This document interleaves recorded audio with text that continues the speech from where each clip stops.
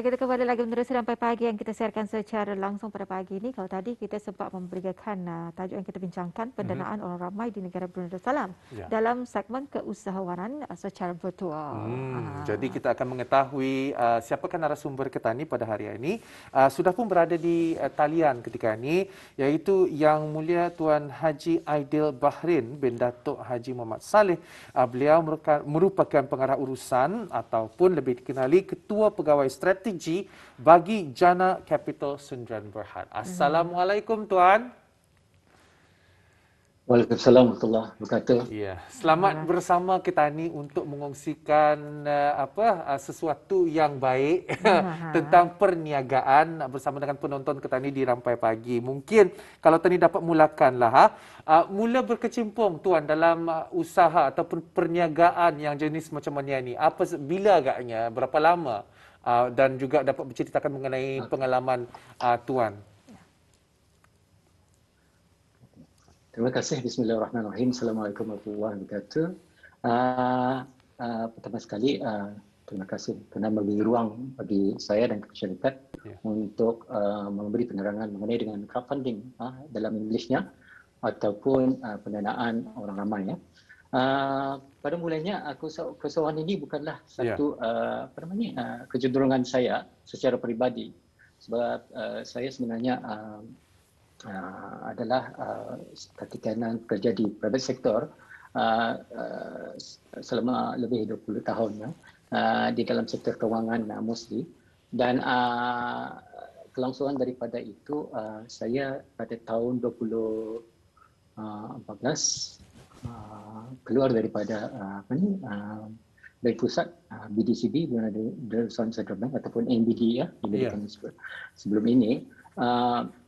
Mereka telah mengadakan pada 2017 pada perkiraan saya mengadakan satu perangkaan ataupun framework di mana diorang menamakan Financial Regulatory Sandbox. Persekitaran ini adalah persekitaran di mana mereka mengundang para para keusahawan yang menceburi dalam bidang fintech. Fintech adalah satu gabungan perkataan finance dan teknologi. Ia dalam Melayunya kewangan dan teknologi. Ia merupakan satu kaedah ataupun prinsip di mana teknologi digunakan dalam sektor kewangan. Memanglah pada masa ini memang sudah terjadi, tapi fenomena crowdfunding ini adalah satu fenomena yang sudah terjadi beberapa tahun sudah di luar negeri dan sekarang telah mendapat perhatian di Asia, termasuk Brunei lah. Dan berbalik pada framework tadi itulah, bertolak daripada itu saya telah merencanakan bahawa mungkin ini adalah salah satu bidang yang saya memang ceburilah dalam kewangan, dan juga memang satu sektor yang belum pernah diceburi oleh mana-mana pihak lah.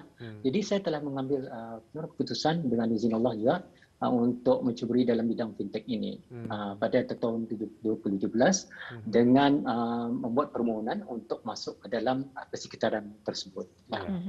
Jadi kita dan mungkin silakan Tuan. Silakan Tuan.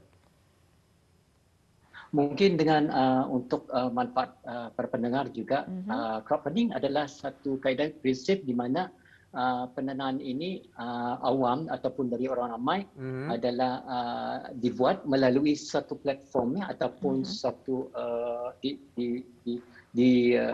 pada kaedah internet memakai dengan manfaatkan dengan internet teknologi di mana kita sebagai orang tengah atau facilitator, Jana Capital adalah satu facilitator, akan menghubungkan antara dua pihak. Satu pihak adalah suatu sektor MSME ataupun PKS, perusahaan kecil dan sederhana yang memerlukan pendanaan ataupun memerlukan pembiayaan yang alternatif selain daripada traditional financing yang mereka boleh dapatkan daripada bank-bank yang ada pada masa ini.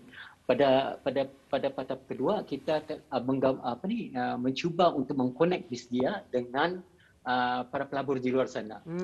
Para pelabur di sini maksudkan adalah penghususan untuk pelabur-pelabur di negara Brunei Darussalam dah. Dan pada ketika ini belum ada opportunity ataupun peluang tersebut dibukakan. Jadi ini adalah salah satu kaedah ataupun kaedah teknologi yang baru di mana especially di Brunei untuk menginvolve atau memberikan atau empower general public ataupun pihak awam untuk bersama-sama menubuhkan perekonomian negara dengan membantu pembiayaan PKS ataupun perusahaan kecil dan sedara di Brunei Darussalam, insyaAllah. Ya, alhamdulillah. Itu dengan penjelasan seperti tadi ya. Dan juga biasanya kalau dalam bidang perniagaan ataupun keusahawanan ini selalu terbit daripada mungkin saja bermula daripada keluarga dan juga sebagainya. Tapi siapa ni sebenarnya inspirasi dan juga yang mendorong dalam orang menjayakan bidang perniagaan masa ini, Tuan?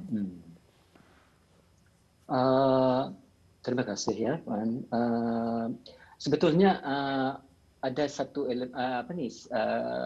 dari segi makronya kalau kita lihat di Brunei pun dukungan padu daripada kerajaan ke bawah negeri dan juga para kementerian yang berkaitan dalam menerajui digital economy ataupun digitalization.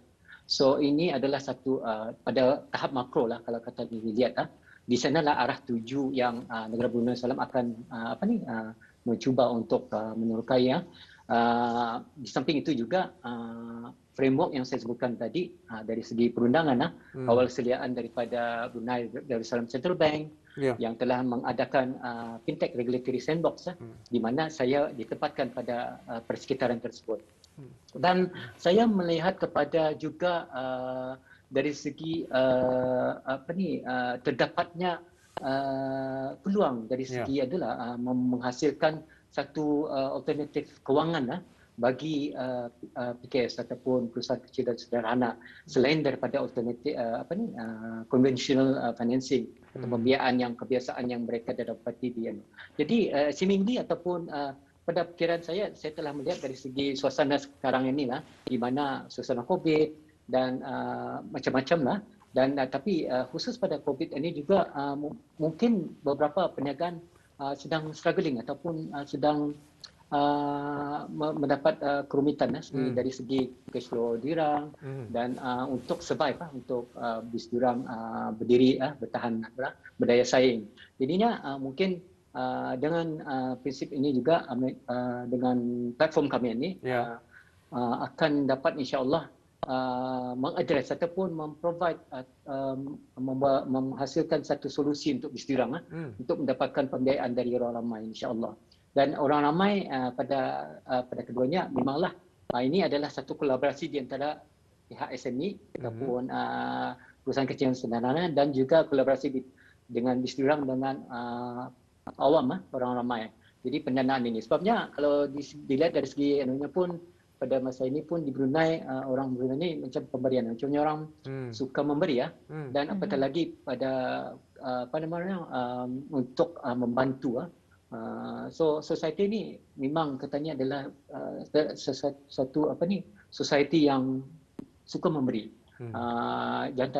Jauh kali kita boleh melihat dari segi donation di masjid-masjid dan sekarang yang sebagaimana lah relief funds dan begitu. So mungkin dengan suasana yang sudah ada ni mungkin itulah balik pada soalan tadi menjadi dorongan lah bagi saya sebagai untuk mencuba inisiatif yang baru ini insya-Allah. Ya, walaupun ada pelbagai dorongan, ada mungkin reason ataupun juga hal-hal pribadi ataupun juga personal reason kenapa memilih perniagaan sedemikian. Tetapi mungkin Tuan dapat memberikan satu penjelasan. Apapun jenis perniagaan, mesti ada modal yang harus kita ni ada.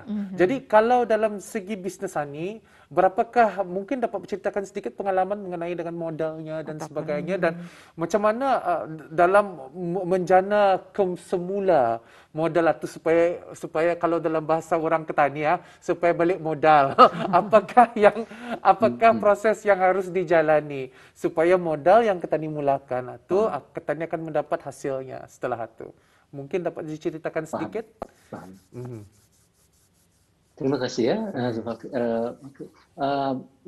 Memang betul dalam perniagaan memang mengadakan modal itu adalah satu asasi ya.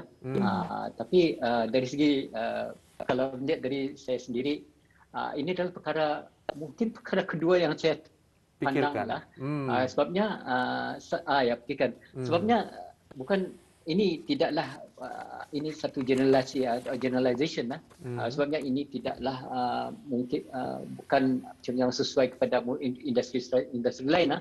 Tapi mungkin pada khusus kepada fintech ini sebabnya ya perkara baru. Jadinya sebab Jana Capital adalah satu syarikat fintech yang bertahap 3 dalam percubaan ya. Ini harus diingat.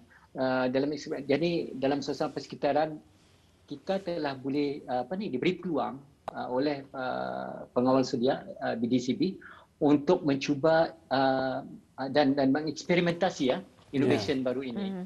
Jadi dengan itu saya dalam memilih bidang ini dan perniagaan ini memanglah kita haruslah menyesuaikan sebab dia fintech mungkin dari segi pengetahuan tidak seberapa. Dengan sebab itu perlulah kita ni melihat dari segi siapa kongsi sama kita ni dalam bisnes ini, perniagaan ini. Jadi saya tidaklah seorang diri, saya telah mendapatkan mendapatkan melalui network saya mendapatkan kerjasama daripada syarikat dari luar negeri lah. This technology pada memprovide ataupun untuk membina platform itu dari awal dari scratch from 2017 itu untuk mentransfer knowledge kepada orang-orang lokal Ketani dari kaki tangan yang saya ada pada masa ini. Jadi itu perlu pada memanglah modal diperlukan tapi ada strukturan di mana kita ni boleh negotiate lah sebenarnya jenis perniagaan kita ni dengan orang-orang tertentu ni. Dari segi ni, dari segi teknologi bisnis durang kan, memang kalau kita ni makan shortcut initiative supaya ia cepat dikeluarkan di market, mungkin saya boleh saja ni orang menghasilkan berapa ribu modal untuk membeli dia punya solution lah, softwarenya tu. Tapi saya berpendapat ini bukanlah satu shortcut. There's no shortcut to business lah, perniagaan. Memang ada struggle dan memang ada turun naiknya. Orang itu memang asam garam perniagaan dalam perniagaan. Dan ini perlu dan harus dilalui oleh setiap usahawan yang cuba mencuburi. Ini bukanlah untuk macamnya orang untuk orang jangan kamu mau mencuburi bidang ini. Mungkin ini adalah satu dugaan yang amat besar lah, tapi seharusnya kita ni mesti harus bersifat kental lah untuk menghadapi semuanya, insyaAllah. Ya. Jadi itu antara modal proses ya. balik kepada modal dari segi itu modal perlu kepada sedikit lah modal. Namun ada perkara lain yang membantu dalam mencapai tujuan syarikat ini, insyaAllah. Ya, dan juga kita mengetahui dalam bidang perniagaan ini banyak proses-prosesnya dan juga sebagainya. Tadi sedikit sebanyak ya memberikan penerangan mengenai dengan perniagaan yang telah pun dijalankan. Jadi di sini Tuan mungkin saja ada cabaran. Jadi bila kita ni berhadapan dengan cabaran dalam jua perniagaan kita, bagaimana tadi menghadapi dan juga menangani cabaran berkenaan satu cabaran dan juga bagaimana tadi menghadapinya dan menanganinya. Silakan Tuan. Ya, bismillah. Terima kasih. Memang cabaran seperti yang saya telah sebutkan tadi, memang adalah dalam semua perniagaan dan mana yang dicuburi. Tapi berbalik kepada niat juga, mungkin kita ni pada permulaan untuk membuat satu kegiatan kesawanan itu, memang kita ni berbalik pada niat. Memang saya diniatkan untuk mencuba pada awalnya memprovide ataupun mengadakan satu solusi kepada pihak perusahaan kecil dan sederhana untuk mereka mendapatkan pembiayaan alternatif. Itu memang satu orang tunggaknya lah. Dan yang keduanya adalah untuk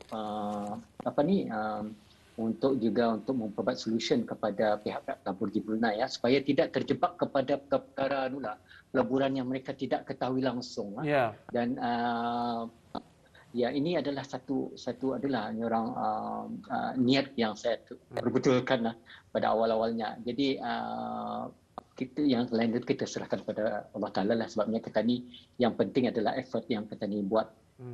Selainnya memang kita tawakal dan doa, insya-Allah ya. Tuan, kalau dapat dikongsikan sedikit tentang seperti yang Tuan katakan tadi, banyak pelaburan-pelaburan ini, banyak orang-orang Ketani tidak mengetahui ataupun mungkin cetek daripada pengalaman daripada segi investasi dan sebagainya. Jadi menurut Tuan sendiri, apa nasihat Tuan kepada orang ramai, terutama sekali lagi bagi mereka yang ingin membuat investasi, dan kenapa agaknya mengambil middleman sebagai penjana, sebagai mereka memfasilitasi bagi pendanaan ini amat penting. Mungkin dapat diceritakan sedikit? Terima kasih ya, memang cabaran bukanlah dari segi keusahawanan saya sendiri ya. Sebabnya cabaran ini juga dilalui oleh para pengusahawan yang seperti yang saya sebutkan tadi ya, mengenai dengan mengadakan model kepada perniagaan bisnis diorang, dan mereka kadang-kadang sudah mencapai limit untuk berhutang dengan bank, dan dengan sebab itu juga perkara macam melalui dengan platform kami ini mengadakan ini mungkin memungkinkan bisnis diorang untuk mendapatkan pembiayaan yang lain lah selain daripada apa yang diorang dapatkan pada masa ini. Dan memang untuk para pelabur amatlah penting lah untuk mengkaji dulu pelaburan yang akan investasi yang diorang akan cuba partisipasiannya, participate. So memang penting. Saranan saya memang untuk para pelabur adalah untuk mencek dan mengetahui terlebih dahulu apa yang diorang investasi ini sebenarnya. Dan perlu juga sebagai seorang Muslim, mungkin kita ni penekanan kepada mendapatkan sumber-sumber daripada sumber-sumber keuntungan yang halal lah. Itu amat penting juga. Sebabnya pada masa ini pun teknologi kripto, bitcoins dan sebagainya memang memerlukan kepada bersandar kepada juga merujuk kepada para ahli badan syariah, sama ada investasi dalam bidang tersebut adalah patuh syariah. Pada itu boleh saya tekankan mungkin juga jaring kapital adalah patuh syariah. Sebabnya struktur yang ada pada kami adaptasi dalam perniagaan kami ini ada menurut lunas-lunas prinsip Islam pada mengikut kaedah murabahah dan wakalah ya. So macam itulah. Mudah-mudahan dapatkan sedikit mungkin jawapan tadi itu. Jadi alhamdulillah ya, dengan penjelasan yang telah pun dibuatkan sebentar tadi, pendanaan orang ramai di negara Brunei Darussalam. Jadi dengan adanya penjelasan itu dapat membantu kita ni, dan juga apa yang paling penting adalah menambahkan lagi pengetahuan kita. Bukan saya kalau tadi membuka perniagaan, kita ni kan membuka saya, tapi tanpa ada mengetahui dan juga seperti yang Tuan katakan tadi adalah niat, juga berbalik kepada niat kita. Dan kepada Auda yang mengikuti rancangan Rampai Pagi ini, sekiranya Auda terfikir untuk membuat pelaburan tetapi tidak tahu macam mana caranya dan ingin salah satu agensi untuk memfasilitasi yang patuh kepada syariah seperti yang dikatakan oleh Tuan Haji tadi, boleh Auda menghubungi Tuan Haji, Tuan yang kita ni interview ketika ini, iaitu Tuan Haji Aidil Bahrain bin Datuk Haji Muhammad Saleh. Beliau merupakan pengarah urusan Ketua Pegawai Strategi Bagi Jana Capital Sendirian Berhad. Dan insya-Allah Tuan, kita akan bersua di segmen yang sama, tetapi segmen bisnes, tetapi di hari yang lain pula ya. Insya-Allah kita akan jumpa lagi Tuan. Terima kasih kerana mengongsikan sedikit sebanyak tips kepada masyarakat kita ni tentang mengenai pendanaan dan juga pelaburan. Terima kasih. Assalamualaikum. Kita jumpa lagi ya. Waalaikumsalam warahmatullahi wabarakatuh. Terima kasih kembali.